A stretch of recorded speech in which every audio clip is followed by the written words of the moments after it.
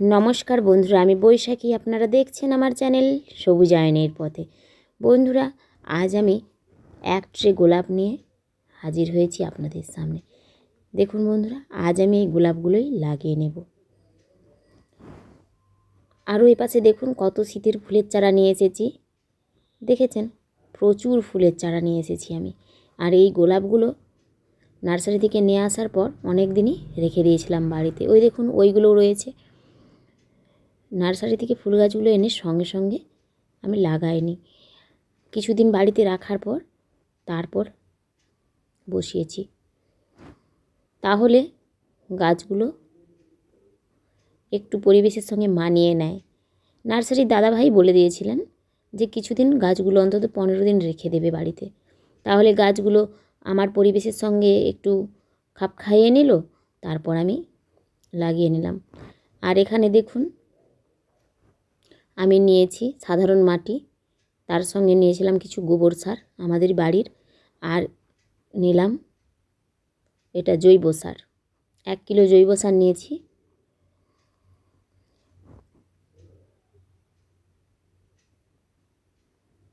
আর এখানে নিয়েছি শিংকুচিটাও 1 কিলো নিয়েছি। মাটিটা যেহেতু অনেকটাই তৈরি করব, কারণ আমার অতগুলো ফুল চারা লাগাতে হবে, তাই অনেকগুলোই টব তৈরি করতে হবে, সেই জন্যই আমি একসঙ্গে বেশি পরিমাণ মাটি তৈরি করে নিচ্ছি। এই দেখুন, 1 কিলো পুরো শিংকুচি দিয়ে দিয়েছি। এবার নিয়েছি এই যে, এটা অর্গানিক সার, আমি ঠিক জানি না, এই যে বসুন্ধরা গোল্ড 1 কিলোর প্যাকেট নিয়েছি। এটা ঠিক কী সার আমি বলতে পারছি না, তবে নার্সারি থেকে এটা দিয়েছিল। বলছে এইটা ওর মাটিতে দিলে এই সারটা নাকি খুব ভালো সার, জৈব সার বলেই আমি নিয়েছি। দেখুন সারটা কীরকম নিচ্ছেন, হাতে নিতেই যেন একটু কীরকম যেন লাগছে। সারটা অন্য ধরনের সার। এই সারটা আমি অর্ধেক দেব। আপনারা যদি বাড়িতে এইভাবে ফুলের গাছ লাগাতে চান বা গোলাপ লাগাতে চান, তাহলে মাটিটা এইভাবেই তৈরি করতে পারেন। আমাকে নার্সারির দাদাভাই বলে দিয়েছিলেন ঠিক যেভাবে মাটি তৈরি করতে, আমি ঠিক সেভাবেই মাটিটা তৈরি করেছি। এইভাবে মাটি তৈরি করলে এর মধ্যে আমি যে উপাদানগুলো দিলাম তাতে গাছ খুব ভালো থাকে। এবং দাদাভাই বলে দিয়েছেন আরেকটা কথা, যে গাছগুলো ধরে যাওয়ার 1 সপ্তাহ পর শুধুমাত্র খোল ভেজানো জল দিতে। আমি তো খোল ভেজানো জলটা দিয়েই গাছটা করি, তাই আমার সবসময় বালতিতে খোল ভেজানো হয়েই থাকে। আমি গাছ করতে করতে এটুকু শিখছি যে খোল ভেজানো জল দিলে গাছ খুব সুন্দর বৃদ্ধি হয় এবং গাছে ফুলও খুব সুন্দর হয়। তাই নার্সারির দাদাভাইয়ের কথা মতো সেইভাবেই আমি গাছগুলো বড় করবার চেষ্টা করব। মাটিটা তৈরি করে আমি 2 দিন ফেলে রেখেছিলাম। এরপর এবার গাছগুলো আমি বসিয়ে নেব। মাটিটা রাখার কারণ এটাই যে মাটির মধ্যে ওই সারটা সুন্দরভাবে মিশে যাবে, তারপর আমি গাছগুলো বসাবো। তার জন্য নিয়ে নিয়েছি দেখুন ছোট ছোট টব। ছোট ছোট গাছের জন্য ছোট টব নেয়াই উপযুক্ত, কারণ আমি যদি বড় টব নিই তাহলে গাছ তার শিকড় বৃদ্ধি করতেই সময় নিয়ে নেবে, ওপরে সুন্দর গাছের বৃদ্ধি হতে, ফুল আসতে অথবা পাতা বৃদ্ধি হতে বেশি সময় যায়। তাই প্রথমে আমরা ছোট টবেই গাছগুলো বসাবো। যদি আমরা ভালো ফুল পেতে চাই তাহলে আমাদেরকে প্রথমে ছোট টবেই গাছ করতে হবে, এবং এই গাছ যখন আরও বড় হবে তখন আমরা আবার বড় টবে একে রিপোর্টিং করব। গাছ বসানোর এটাই নিয়ম। কিন্তু আমিও জানতাম না, জানেন, আমি ভাবতাম আগেই বড় টবে দিয়ে দিলে বোধহয় গাছ ভালো হবে, কিন্তু না, এই গাছ লাগাতে গিয়ে টবের মধ্যে এখন সব কিছু অভিজ্ঞতা একটু একটু করে হচ্ছে আমার, যে প্রথমে গাছগুলোকে ছোট টবে দেওয়াই ভালো, তাতে গাছের বৃদ্ধি ভালো হয়। আমি কোনো গাছের কিন্তু ডাক্তার না, এই গাছ লাগাতে লাগাতে সামান্য অভিজ্ঞতা হচ্ছে, সেটার থেকেই বলছি আপনাদের। আমার কোনো ভুল যদি হয়ে থাকে আপনারা নিজ গুণে আমাকে ক্ষমা করবেন। সত্যিই আমি জানি না, ভুল করতে করতেই শিখছি এবং শিখতে শিখতে আবারও ভুল করছি। আমরা কি কেউ মাতৃগর্ভ থেকে শিখে আসি বলুন? কেউ শিখে আসি না। আমরা পরিবেশের কাছ থেকেই সব কিছু শিখি, প্রকৃতির কাছ থেকেই সব কিছু শিখি। আমিও সেভাবেই শিখছি। তাই বলছি, আমি যদি কোনো ভুল করি আপনারা আমাকে নিজ গুণে ক্ষমা করবেন এবং ভালোবেসে আমার ভুলটি ধরিয়ে দেবেন। যেটুকু আমার অভিজ্ঞতা হচ্ছে আমি সেটুকু অভিজ্ঞতাই আপনাদের সঙ্গে শেয়ার করেছি। আসলে গাছ লাগানোটা না আমার ভীষণ নেশা, এতটাই নেশা যে বলে বোঝানো যাবে না।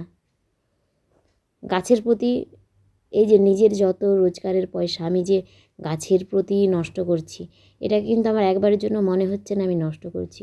মনে হচ্ছে যেন আমি কিছু তো একটা করছি। কেন জানি না, গাছ লাগালে যখন এই একটা দুটো ফুল দেখি তখনই মনে হয় আমার সমস্ত কষ্ট, সমস্ত ক্লান্তি সব দূর হয়ে যায়। মানুষ তো অনেক রকম নেশা করে বলুন, আমি না হয় এই একটা নেশা করলাম। দেখুন বন্ধুরা, শুধুমাত্র আখড়া দিয়েই তৈরি, মানে নার্সারিতে আখড়া কেন দেয় এবার বুঝতে পারছেন। ধানের যে আখড়াগুলো, আমরা তো একে আখড়াই বলি, আপনারা কি বলেন অবশ্যই জানাবেন। ধানের যে ধানটা উড়ানোর সময় ধানের যে হালকা অংশগুলো যেগুলোতে চাল তৈরি হয় না, ওপরের দিকে চলে যায় পাখার বাতাসে যখন ধান ওড়ানো হয়, তখন যেগুলো সামনের দিকে চলে যায় ধান থেকে উড়ে যায় সেইগুলোকেই আখড়া বলা হয়। এই আখড়া দিয়ে গাছ লাগালে গাছ খুব সুন্দর শিকড় বৃদ্ধি করতে পারে। তাই আমরাও সবসময় চেষ্টা করব গাছের মধ্যে এইরকম হালকা জাতীয় কিছু দেওয়ার। যেহেতু ওই ছোটো ছোটো কালো গ্রো ব্যাগগুলোর মধ্যে প্রচুর পরিমাণে আখড়া দেওয়াই ছিল, এই গোলাপ গাছটা আখড়ার ওপরেই নির্ভর করে লাগানো ছিল, তাই আমি এখন এই টবের মধ্যে অল্প করে মাটিই দিলাম। এর পরের বারে যখন আমি এইটাকে রিপোর্টিং করব তখন আমি কিছু হালকা জাতীয় জিনিস দেওয়ার চেষ্টা করব। আখড়া অথবা ধানের সেই যে তুষ পাওয়া যায় যাকে আমরা কুঁড়ো বলি, অথবা কাঠের গুঁড়ো, সেগুলোই দেব। টব যত হালকা হবে আমাদের জন্য ততই ভালো, কারণ আমাদেরকে টবগুলো এখান থেকে সেখানে নাড়াচাড়া করতে হয়, ছাদ পরিষ্কার করতে হয়। ছাদ বাগানে হালকা টব ব্যবহার করা আমাদের ছাদ বাগানিদের জন্য ভীষণ উপকারী। কারণ আমরা মেয়েরা যখন টবগুলো নাড়াচাড়া করি, ভারী ভারী টব নাড়াচাড়া করতে আমাদের একটু কষ্ট তো হবেই, তখন আমরা যদি হালকা টবগুলো নাড়াচাড়া করি তার জন্য আমাদের খুব সুবিধা হয়।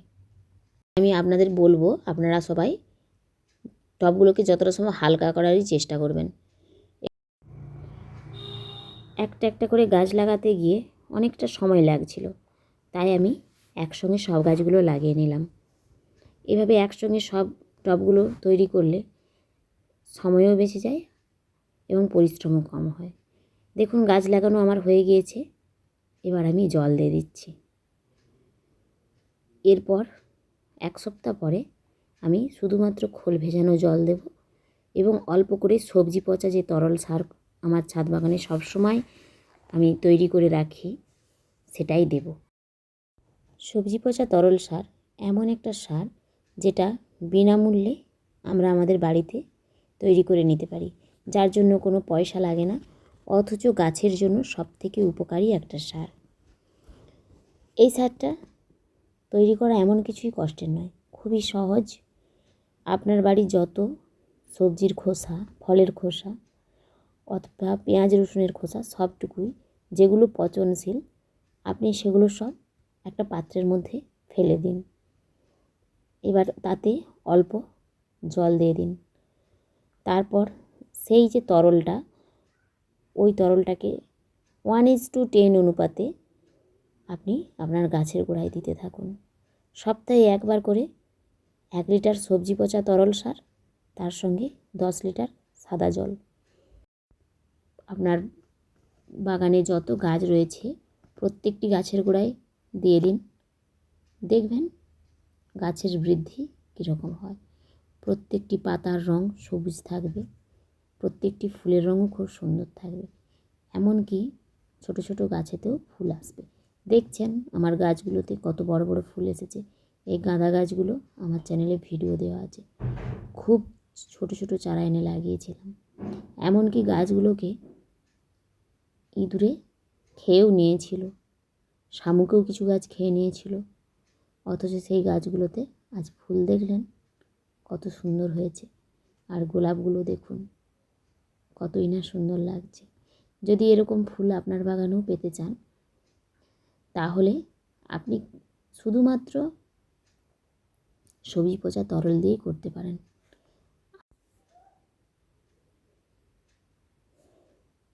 দেখুন বন্ধুরা, গাছগুলো লাগানোর ঠিক 5 দিন পরের আপডেট আপনাদের সামনে তুলে ধরছি। দেখেছেন গাছগুলো কত সুন্দর হয়ে গেছে। এমনকি গাছগুলো নতুন পাতা ছাড়তেও শুরু করেছে। দেখুন ছোট ছোট নতুন নতুন পাতাও এসে গেছে। আর ফুলগুলোও দেখেছেন কত সুন্দর।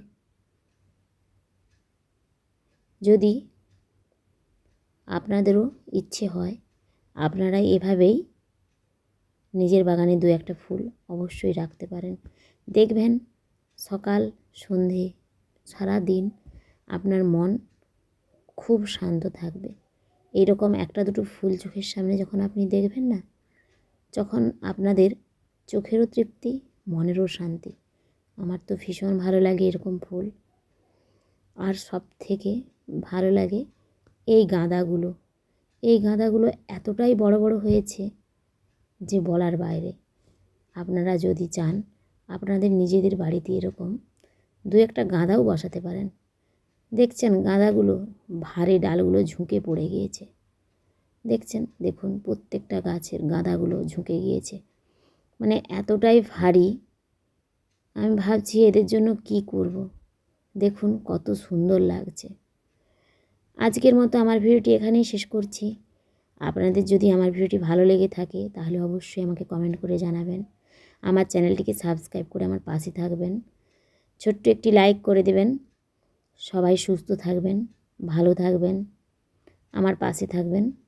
আর এই রকম 2-1টা গাছ অবশ্যই লাগাবেন। গাছের সঙ্গে থাকলে আমাদের সবার ভালো লাগে এবং আমাদের সবার প্রয়োজন 2-1টা করে গাছ লাগানো। গাছ কিন্তু আমাদের কারো ক্ষতি করে না, গাছ আমাদের উপকারই করে। পরিবেশ রক্ষার জন্য, পরিবেশের ভারসাম্য সঠিকভাবে ধরে রাখার জন্য গাছের মতো উপকারী বন্ধু আর কেউ নেই। তাই আমরা সবাই চেষ্টা করব 2-1টা গাছ লাগানোর এবং আমাদের পৃথিবীটিকে সবুজ করে দেওয়ার। এর দায়িত্বটা তো আমাদেরকেই নিতে হবে। আজকের মতো এখন আসি। ধন্যবাদ।